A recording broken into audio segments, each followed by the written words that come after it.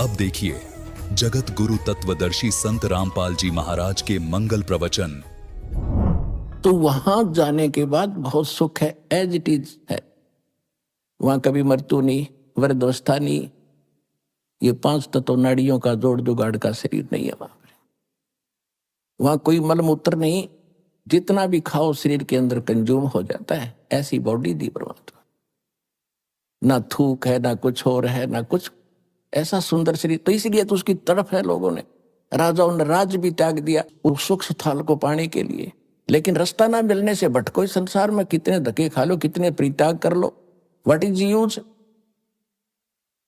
तो अब परमात्मा ने वह दया करी है आपके ऊपर, वो समय भी दिया है, आपको शिक्षा भी दी है, आपको ज्ञान भी श्रेष्ठ दे दिया।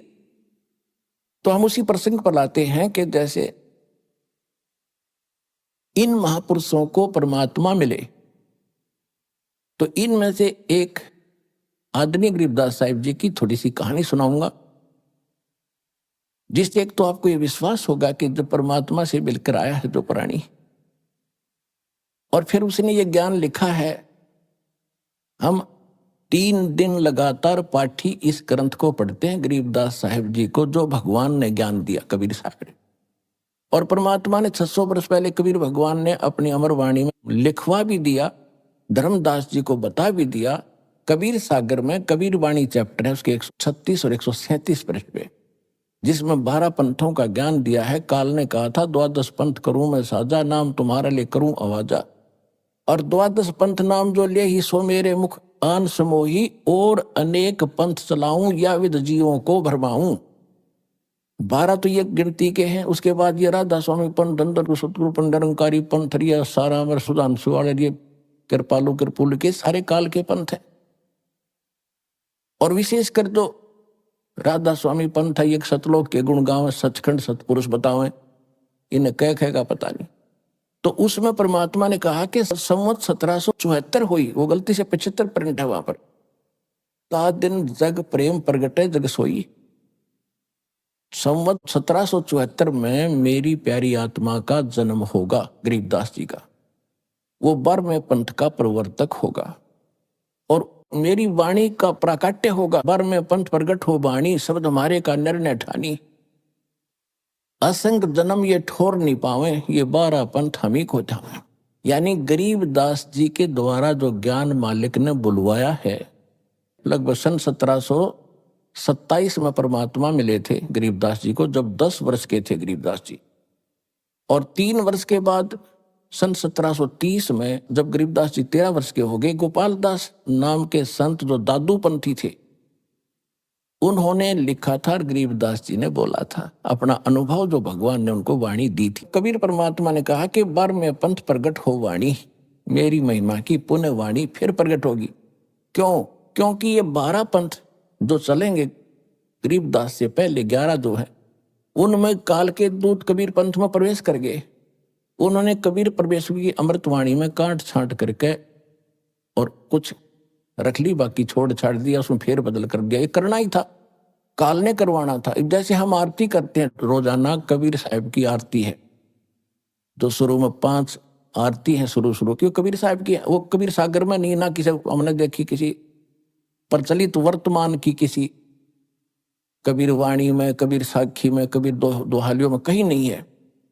और ये उस मूल ग्रंथ में थी जो गरीबदास जी के समय वो कुछ थोड़ी बहुत सुरक्षित थी, उनमें से लेकर, और गरीबदास जी ने अपने भी आरती एक अलग से भी बनाई है भगवान की दया से। तो इस प्रकार उसकी पूर्ति के लिए गरीबदास जी के द्वारा अपनी महिमा पुनः प्रकट करवाई। और फिर बता के बर में पंथ फिर हम ही चलावें। जब बर में पंथ चल चुकेगा और वो भी फिर ज्ञान नहीं समझ पाओगे उस अमरवाणी का जो गरीबदास साहिब जी के द्वारा परमात्मा ने प्रकट करवाई थी, कहते उसको समझाने के लिए फिर हम ही आएंगे और सब पंथों को मिटाकर एक पंथ चलाएंगे। परमात्मा ने आए तो ये दास भेज दिया पुण्यात्माओं उस काम को करने के लिए।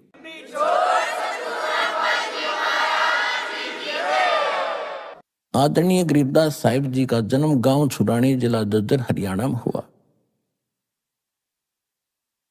वहां पर इनके नानके थे।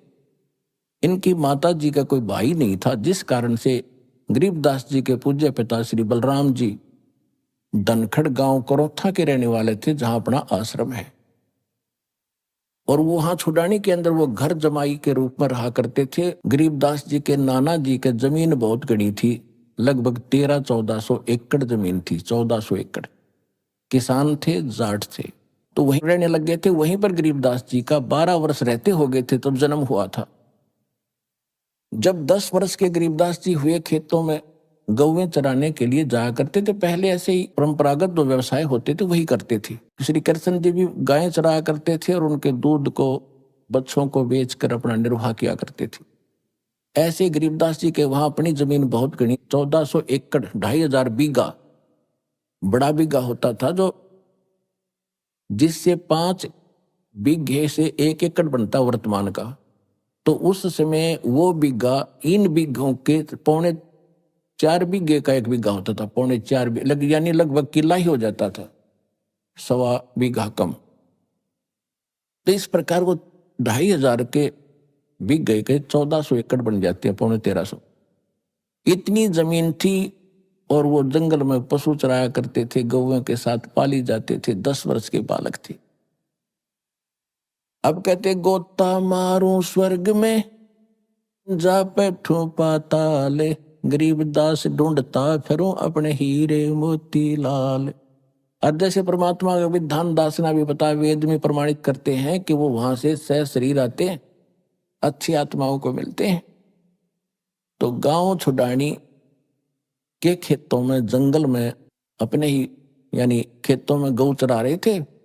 और छुडानी से एक कबलाना गांव है, सीमा लगती है। कबलाना गांव झज्जर से बहादुरगढ़ रोड के ऊपर मेन रोड पे है, और छुडानी गांव जो है उस मेन रोड से 1.5-2 किलोमीटर हट के अंदर है। एक दुल्हेड़ा गांव से सीधी रोड जाती है, कबलाना से भी अब बाद में निकली है एक रोड, छुडानी जाती है। तो कबलाना से छुडानी गांव को एक कच्चा रास्ता जाता था, उसी पर सड़क बन गई। अब उस कच्चे रास्ते पर गरीबदास साहब जी गौ चरा रहे थे। ये सन 1727 और संवत 1784 फाल्गुन सुदी द्वादशी, यानी फाल्गुन उतरते की चांदनी द्वादशी दिन के लगभग 10 बजे परमात्मा सतलोक से आकर उतरे। एक जिंदा महात्मा का रूप बनाकर कलयुग में ये जिंदा महात्मा के रूप में सभी महापुरुषों से मिले। और ऐसे रस्ते रस्ते आते दिखाई दिए थोड़ी दूरी से। तो पहले साधु संतों के प्रति एक विशेष आस्था, श्रद्धा प्रत्येक की होती थी। सभी ने देखा महात्मा आ रहे हैं, तो जितने भी और 8-10 बड़े पाली थे, गरीबदास सबसे छोटे थे, 10 वर्ष के एज में। कोई 30 वर्ष का, कोई 20 वर्ष का, कोई 50 वर्ष के, और बड़े बड़े भी थे। वो सभी खाना खा रहे थे एक जांडी के पेड़ के नीचे बैठ के। तो परमात्मा आते दिखाई दिए। संत तो सभी ने कहा महाराज आओ आओ महाराज, बैठो, भोजन पाओ, भोजन पाओ। सभी ने आदर सत्कार से, वो तो आए इसीलिए थे, वो बैठ गए। फिर कहा जी भोजन पाओ। परमात्मा ने कहा कि भोजन तो मैं भाई खा के आया हूं अपने गांव से। उन्होंने पूछा आपका गांव कहाँ है? कि हमारा गांव सतलोक है। कितनी दूर है यहां से? परमात्मा ने कहा 16 शंख कोस की दूरी पे। अब बच्चों ने सोचा 16 कोस दूर होगा, क्योंकि आपस में इतने परिचित होते नहीं थे उस समय, कन्वेंस ठीक नहीं था। तो वह बात तो भूल गए। महाराज भोजन खाओ। भाई भोजन नहीं खाऊं तो महाराज जी दूध तो पीना ही पड़ेगा, हम ऐसे नहीं जाने देते अपने अतिथि को, हमें पाप लगेगा। परमात्मा बोले भाई ठीक है, दूध पिलाना है तो मैं कुंवारी गायों का दूध पीता हूं, जिसके बैल ने टच भी ना कराओ। तो जो बड़े बुजुर्ग थे, बड़े मैच्योर से थे पाली, वो कहने लगे बाबा जी आपकी दूध पीने की नीत को नहीं, आप तो मजाक करते हो। अब गरीबदास जी छोटे बालक थे, 10 वर्ष के, कहने लगे महाराज जी देखो ये गाय है छोटी सी कंवारी, दूध पीना छोड़ रखा इसने, और ये कैसे दूध देवेगी? परमात्मा बोले दूध निकालने का कोई बर्तन है? हाँ जी एक बरोला है, जैसे पानी पीने का या लस्सी का ले जाते तो मांझ धो के साफ करो, कर दिया। और कहा कि बछिया के नीचे पकड़ कर बैठ बच्चे, सतन के नीचे रख ले, दूध निकलेगा इसमें। अब बालक था गरीब, और औरों को तो जच नहीं रही थी, बच्चा देखने खातिर देखो क्या होगा, पकड़ के बैठ गए गरीबदास जी गाय की लेवटी के नीचे, सतनों के नीचे कर लिया। परमात्मा कबीर साहब खड़े हुए, बछिया के हाथ थपथपी मारी कमर पे, उसी समय लंबे लंबे सतन हो गए, दूध की धार बंध गई और बर्तन भर के अपने आप रुक गई। बोलो कबीर भगवान की जय हो।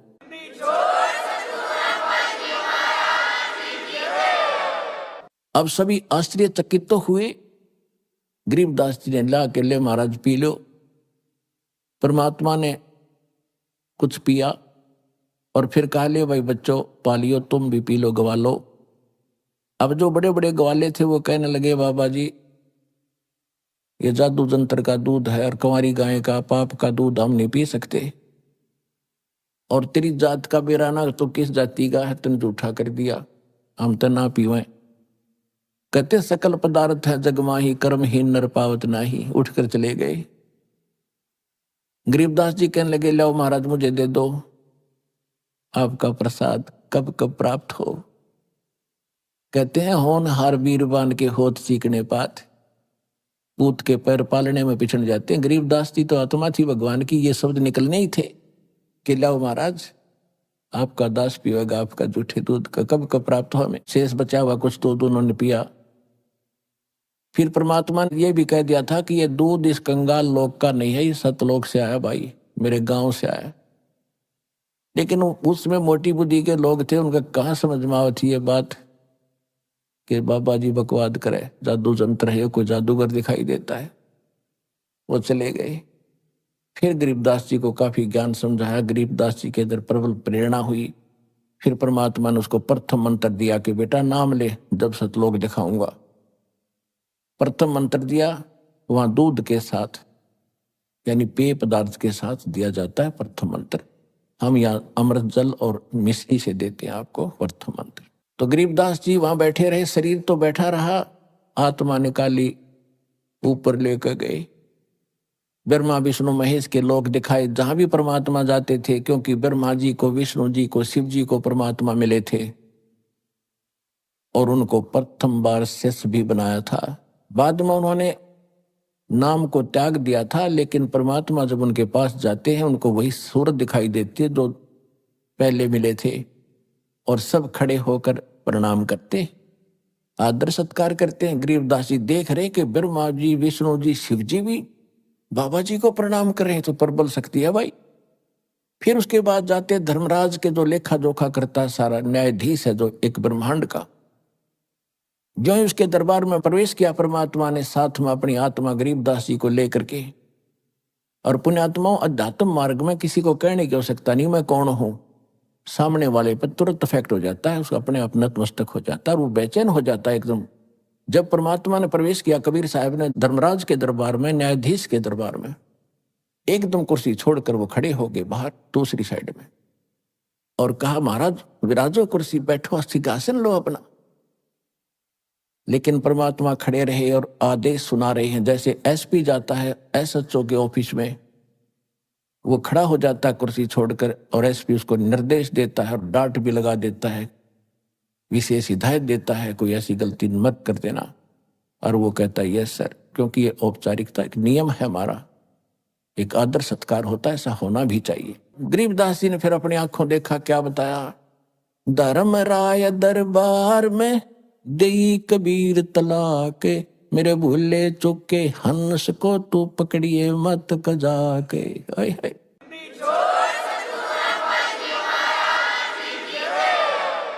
जिस न्यायाधीश के सामने ब्रह्मा विष्णु महेश कांपे और उनको परमात्मा कजा कह रहा, कजाक ए नालायक, कजाक माने नालायक, ए नालायक, मेरे भगत को जिसने मेरा नाम ले रखा हो मेरे परम संत से, उसको छेड़ मत देना। बोले पुरुष कबीर से धर्मराज कर जोड़े, तुमरे हंस को पकड़ो नहीं मन 2 ही लाख करोड़े। कि आपके भगत को मैं नहीं पकड़ूंगा भगवान, लाख दुहाई।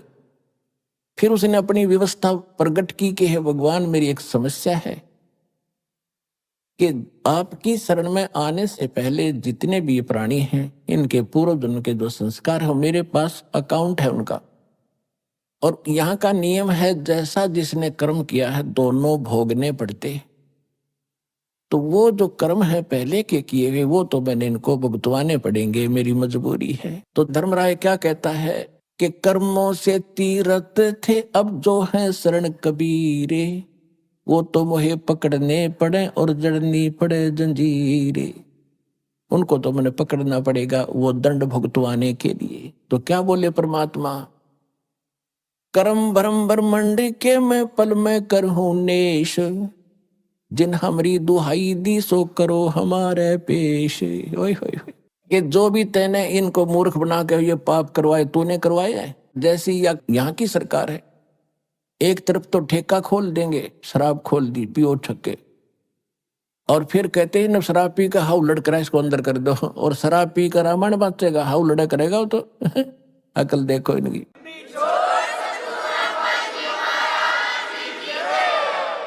तो कहते कर्म तू खुद करवा रहा है इनसे बेवकूफ बना के। एक तो इनके अंदर ऐसी वासना भर दी, विकार करें, बकवाद करते हैं, फिर दंड लिख दिया कि ये दंड तेरे को ऐसा करेगा तैसा दंड।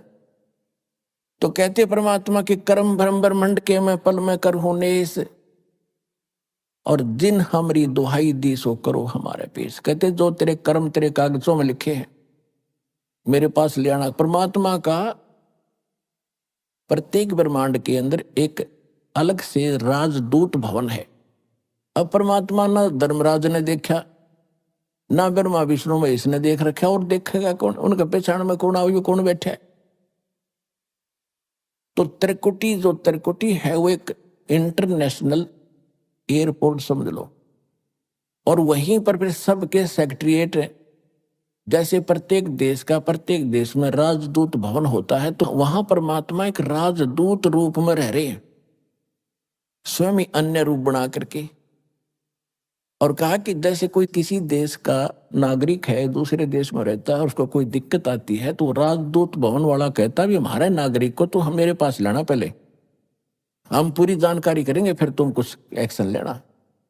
तो यही परमात्मा ने कहा कि कर्म भ्रम ब्रह्मंड के मैं पल में करहूं नेस, और जिन हमारी दुहाई दी सो करो हमारे पेश, मेरे पास ले आना, और तेरे सभी जितने भी कर्म हैं वो मैं क्रॉस कर दूंगा, इनके फिर भोगने नहीं पड़ेंगे।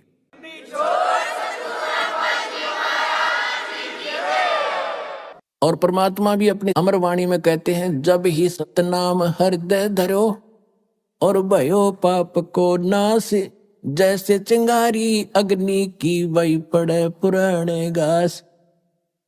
यजुर्वेद अध्याय नंबर 8 के श्लोक नंबर 13 में भी स्पष्ट किया है कि परमात्मा घोर पाप का भी नाश कर सकता है, घोर अपराध को भी अपने भगत के पाप का नाश कर देता है, खत्म कर देता है। उसके बाद परमात्मा उस स्थान पर पहुंचे जहां ये काल विशेष सतर्क रहता है। उस स्थान पर आसपास किसी जीव की जान की हिम्मत नहीं, जो 11वां द्वार है। अभी तक 10वां द्वार इसका ऊपर गाटा जोड़ रखा था। और एक जम्मू के अंदर है रांजड़ी में मधु परमहंस फौजी, उसका कितने 11वां द्वार का पता लग गया किसी वाणी में कबीर साहिब की। वो ने छाती को टैग, मैंने सबसे अंतिम वस्तु मिल गई, आज तक किसी को नहीं पता 11वां द्वार बता, यही बात है, हल्दी की गांठ से पंसारी बन जाता है कभी। 11वां द्वार तो वो है जहां 21 ब्रह्मांड का अंड होता है, आगे अक्सर पुरुष के लोक में प्रवेश करना होता है, और उस द्वार के ऊपर ये काल स्वयं बैठा है। किसी पर विश्वास नहीं करता है, कोई इधर निकल नहीं जा, कोई एक भी प्राणी नहीं जाना चाहिए, इसने इतना गजब का जुगाड़ जोड़ रखे। अब जब परमात्मा गरीबदास जी को लेकर जा रहे थे, सामने देखा विकराल चेहरा, उसका ओरिजिनल रूप में बैठा वहां पर। उसकी शक्ल देख ले तो कलेजा फट जाए आदमी का, ऐसी है इसकी ओरिजिनल शक्ल। यदि इसके ऊपर कवर डाल के आता, कहीं पर मां बन के खड़ा हो जाए, कहीं विष्णु जी कहीं शिव जी का रूप बना लेता है। तो गरीबदास जी ने देखा कि सामने एक भूत सा बैठा है, लंबे लंबे दांत, ओछा माथा, और उसने भी देखा ये कौन आ रहे हैं, वो भी उकसा। तो परमात्मा ने कहा बेटा ये 21 ब्रह्मांड का काल मालिक है, ये काल है और ब्रह्मा विष्णु महेश का बाप है। अब इसने ये द्वार है ना, ये रोक रखा है, यहां से किसी को नहीं जाने देता, यहां स्वयं बैठता आकर के। और देखना मेरे पास एक सतनाम है, उसका मंत्र जाप करूंगा श्वास से, और ये ऐसे झुक जाएगा जैसे फनपति मंत्र सुन रखे फण सकोरे। ऐसे बीरा मेरे सतनाम से ये काल लवे मुंह मोड़े। जैसे फनपति, फनपति माने नाग, फन ठा रखा हो डसने के लिए। और जैसे गारू एक मंत्र बोलता है, उस मंत्र के प्रभाव से वो फन को सकोड़कर भागने की चेष्टा करता, कैसे जान बचाऊं। तो परमात्मा कहते जैसे फनपति मंत्र सुन रखे फन सकोड़, यानी इकट्ठा कर लेता है, ऐसे बीरा मेरे उस सतनाम से, ओरिजिनल नाम से, यू काल लवे मुंह मोड़, ये भी ऐसे झुक जाता है। जब परमात्मा ने कहा देखना बेटा मैं सतनाम का जाप करता हूं और देखना इसकी हालत क्या होगी। कहते उठ रहा था और परमात्मा ने स्मरण किया, एकदम ऐसे झुक गया कति, तो उससे रास्ता साफ हो जाता है, इसके अटता नहीं वहां से। दुष्ट है यू, उड़े बैठे बैठे न मुड़ गया। कहते इसके सिर पे पैर रख के दोनों जने कहा जा बेटा इसके ऊपर गए, और जब आगे 11वां द्वार पार किया।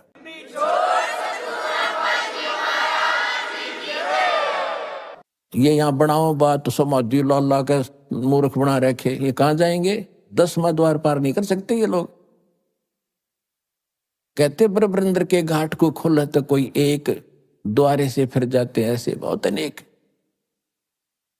अब जो 11वां द्वार पार करके अक्सर पुरुष के लोक में प्रवेश होते हैं, वो 7 संग ब्रह्मांड का लोक है, उसका स्थान है, और उससे पार करने के लिए हमने उसका टैक्स देना पड़ता है।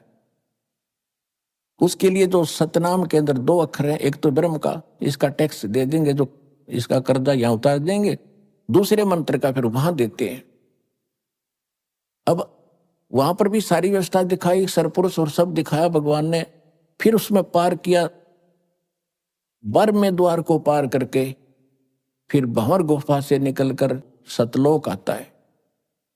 जैसे गरीबदास जी कहते हैं, 12 दर महल मठ बोरे बहुर ना दे धरे। तो वहां जाकर देखा परमात्मा ने, नीचे से तो गए थे जिंदा महात्मा के रूप में, दूसरे रूप में बैठे हैं एक सिंहासन के ऊपर, जिसके एक रोमकूप में करोड़ सूर्य मिला दे, करोड़ चंद्रमा, इतनी रोशनी एक बाल में, शरीर के रोम में। उधर से जिंदा महात्मा ने वहां से एक चंवर उठाया और परमात्मा के सिंहासन पर बैठे भगवान के ऊपर चंवर करने लगी। तो गरीबदास जी ने सोचा, अपने मन में विचार किया कि भगवान तो ये है जो मुकुटधारी बैठा है, कितना सुंदर शरीर है, ओहो यहाँ का कैसा सुंदर लोक है, कैसे सुंदर बाग बगीचे, झरने बह रहे हैं, कहीं फुहार गिर रही हैं, बिन बादल के वर्षा हो रही है। इतने में क्या हुआ कि सिंहासन पर बैठे भगवान खड़े हुए, एक गुम्बज के अंदर बैठे, गुम्बज बहुत बड़ा गुम्बज है, विशाल सफेद गुम्बज है, और वो महात्मा रूप में जो परमात्मा कबीर जी थे वो बैठे सिंहासन पर, और वो नूरी शरीर वाले परमात्मा उस जिंदा महात्मा के ऊपर चंवर करने लगे, जैसे सेवक किया कर अपने गुरुदेव पे। तो गरीबदास जी ने सोचा, भाई बाबा जी भगवान है या ये परमात्मा है। इतने मोते जो मैं शरीर उस जिंदा जो नीचे से गए थे जिस रूप में मालिक, उसमें समा गई, और इतना नूर हो गया उस बॉडी का बहुत घना, और चंवर अपने आप घूम रहा है। जब गरीबदास जी ने चरण पकड़े हैं परमात्मा, ओए आप ही भगवान हो।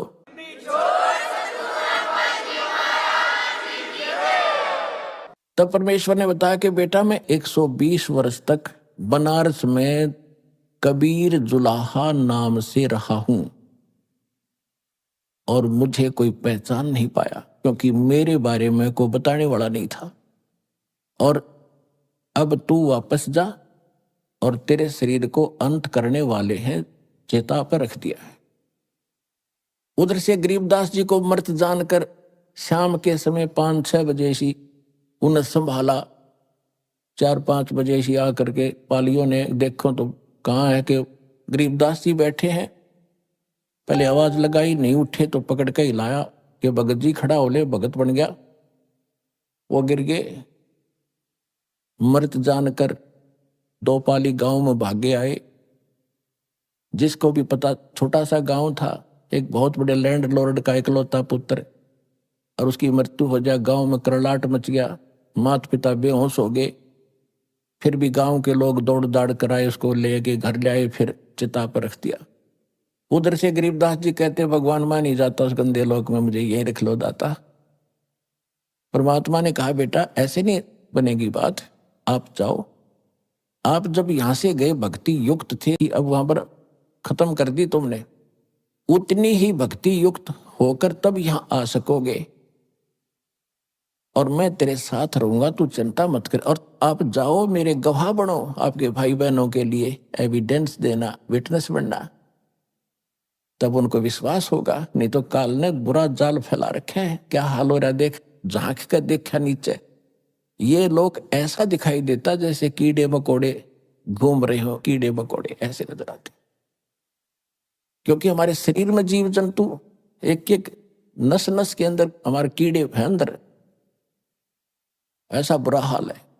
थूक, बेस्टा, टट्टी, पेशाब सब कुछ अंदर बैठा पड़ा है, ऊपर से चिकना चोपड़ा करके बन गया प्लातून, बैठ गया पर एक छोटे से टुकड़े का प्रधानमंत्री बनकर। कल मृत्यु के बाद क्या होगा, गदा जी, तो वो ना दिखता, वो दिखाने की आंखें बना रहा है दास साहब को, ये मोतियाबिंद हटा रहा है जो भगवान के ज्ञान से हटेगा। तो गरीबदास जी से कहा, जा बेटा, और मैं तेरे साथ रहूंगा, और ऐसा मंत्र दूंगा जो थोड़े ही समरण में, थोड़े ही जाप से घड़ी कमाई होया करेगी, और जल्दी तुम उतने ही चार्ज होकर के फिर ले आऊंगा तुम्हें, अपने आप ले आऊंगा मैं, चिंता मत कर। जब गरीबदास जी को वापस छोड़ा, चिता के ऊपर शरीर रखा था, उसमें प्रवेश होते ही ऐसे शरीर हिला और एकदम उठे। ऊपर जो रस्सी बांध रखी थी सौ के ऊपर, वो अपने आप टूट गई, नीचे खड़े हुए एकदम।